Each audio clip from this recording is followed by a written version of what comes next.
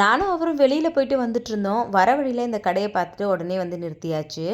என்ன ரீசன் அப்படின்னு பார்த்தீங்கன்னா, ஸ்ரதன் வந்து ஒரு 2 டேஸ்க்கு முன்னாடி நம்ம வீட்டு கார் பார்க்கிங்கில வந்து பார்த்தீங்கன்னா, ஒரு சைக்கிள் இருந்துச்சு. அந்த சைக்கிள்ல ஏறி உட்காந்துட்டான். திரும்ப அவன ரொம்ப கஷ்டப்பட்டு தான் வந்து கூட்டிட்டு வந்தேன். வீட்ல நானும் அவனும் தனியா இருக்கும்போது அடிக்கடி அத சொல்லிக்கிட்டே இருப்பான். அம்மா அப்படின்னு சொல்லிக்கிட்டே இருப்பான். அவன் அந்த சைக்கிள தான் சொல்றான் அப்படின்றது எனக்கு நல்லாவே தெரியும். தங்கம் அம்மா சீக்கிரமா வாங்கி தரேன் அப்படின்னு சொன்னா, அழகா வந்து தலைய மட்டும் ஆட்டிப்பான்.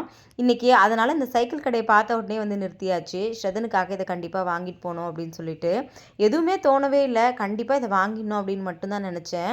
எனக்கு ஏதாவது ஒரு பொருள் வாங்கணும் அப்படின்றப்போ இருக்கிற சந்தோஷத்த விட நம்ம பசங்களுக்கு வாங்கி கொடுக்கும்போது நிஜமாவே அவ்வளோ ஹாப்பியா தான் வந்து இருக்கு. ஸ்ரதனுக்காக இத வாங்கிட்டு வீட்டுக்கு போற வழியெல்லாம் அவன்கிட்ட கொண்டு போய் குடுத்தா அவன் எப்படி ரியாக்ட் பண்ணுவான் அப்படின்றத யோசிச்சிட்டே தான் வந்து வந்தேன்.